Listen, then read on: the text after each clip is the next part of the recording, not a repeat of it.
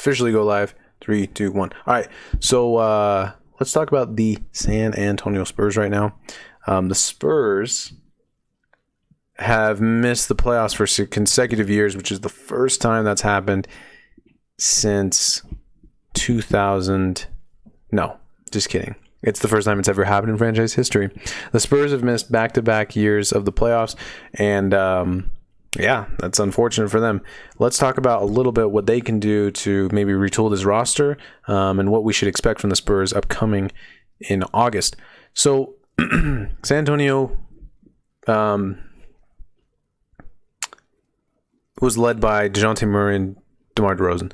They are two guys that are okay, I think. DeRozan was great, and I think he's kind of just a little bit past his prime now.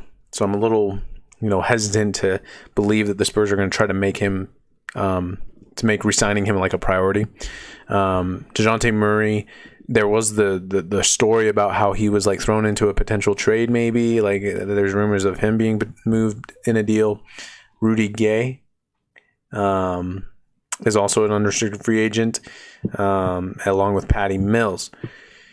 This team has a lot of young players on it. Vassell, White, Walker, Keldon Johnson, along with DeJounte Murray. And I just kind of look at it, and they have a lot of these like young guards. Like Keldon Johnson, I think played like the 4, but I thought he was only like 6'5", but he's really long, so maybe that helps obviously. But yeah, so San Antonio's in a weird position. They elected not to look for a trade of DeRozan. I don't know exactly how much they value to bring him back. But this team they've really been messed up ever since the Kawhi trade. The Kawhi trade gives them, Danny Green, who then leaves, or excuse me, they don't get Danny Green from that deal, but they get DeRozan, Poeltl, and they kind of just haven't really I don't feel like anyone looks back at that trade and said, yeah, that was the maximum thing that you could be able to get for Kawhi Leonard. I don't know. Maybe it was, maybe it wasn't. I don't know. San Antonio right now is struggling. They don't really have a star player for the first time in such a long time. And obviously, they had David Robinson, go to Tim Duncan, go to Kawhi Leonard. That could make you seem invincible as a franchise, but obviously now there is a little bit of a hiccup where they do not have kind of that star player of the future. I don't expect it. I think the Spurs will want to bring Rudy Gay and Patty Mills back, but I don't envision them trying to bring DeRozan back. And I also don't really see a scenario where it's like Gay and Mills want to come back, right? I don't think they want to go back to San Antonio when there's probably a team that is a contending team that will want to be able to sign one of these guys. So, food for thought. Other than that, they have these young guys on the roster that are under contract. Eric White, DeJounte Murray, I already mentioned them. Let's look at San Antonio's trade cap or draft capital for the future. Looks as clean as it can be. They traded a second round pick next year, I guess, but then they will pretty much have all their picks from 2023 on. And most importantly, they're not trading away firsts. So that's always nice to see from a team. Some notes on the Spurs that I have.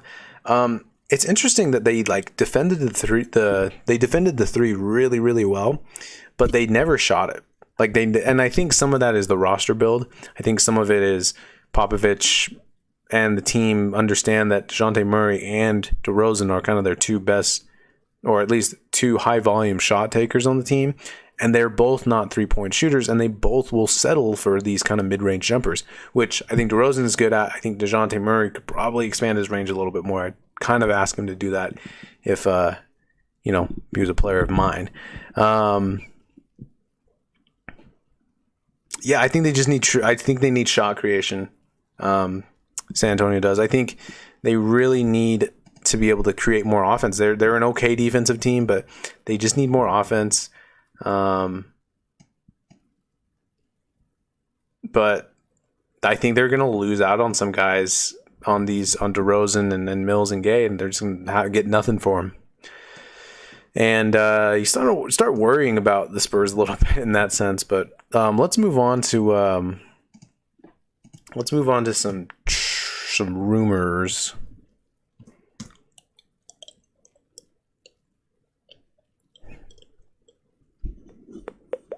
In addition, Sacramento's picked the Spurs, number 12, and the Pacers at number 13 are among lottery choices that could be had, according to Fisher, who suggests both teams are viewed as candidates to move back in the mid-teens or early 20s if the price is right. Spurs have worked out Davion Mitchell. Interesting. Along with the Thunder and the Warriors. Also, obviously, one of those teams that is in on Alperen Sengun. Oh, look at that. I didn't know this. So Shannon Sharp has his Club Shay Shay podcast. There, it was revealed that Spurs guard DeMar DeRozan said that his free agency decision will be all about winning. Asked by host Shannon Sharp what this means for his salary expectations, DeRozan admitted he'd like to be well compensated too, but said he feels more urgency to compete for a title as he enters his age 32 season. DeRozan is interesting because could you imagine if he's like, I'm going to take the vet minimum? Like, we have never seen this happen in the NBA, but what if DeMar DeRozan says, I'm going to take the vet minimum, and the CBA and, you know, all these you know, players around the league or fans around the world, media members, whatever it may be, they can't stop me because it's within the CBA, so I can totally do it. But you know, I can't. You just can't. It's just interesting thing. I did not see that quote until just now, so that is super interesting to see that from DeRozan. Gorgi Bezhanishvili has worked out for the Spurs. Okay. Isaiah Jackson has worked out for the Spurs. This is Broderick Turner reports site sources not authorized to speak publicly on the matter who say that DeRozan, a Compton native who played college ball at USC, would be willing to accept less than the $27 million he earned with the Spurs past season in order to play for his hometown team. Man, this is an interesting story. The DeRozan, like, taking a lot less money, that would be wild. And at 32, like, I feel like he could maybe get something. Like, what if Dallas values that? You know, it's super interesting.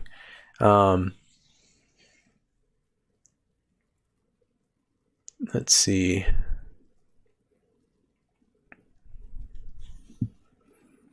Kai Jones visits the Spurs. Terry Taylor worked out with the Bullers. Okay, Turkish MVP. Okay, Sengun. And then the last one here is just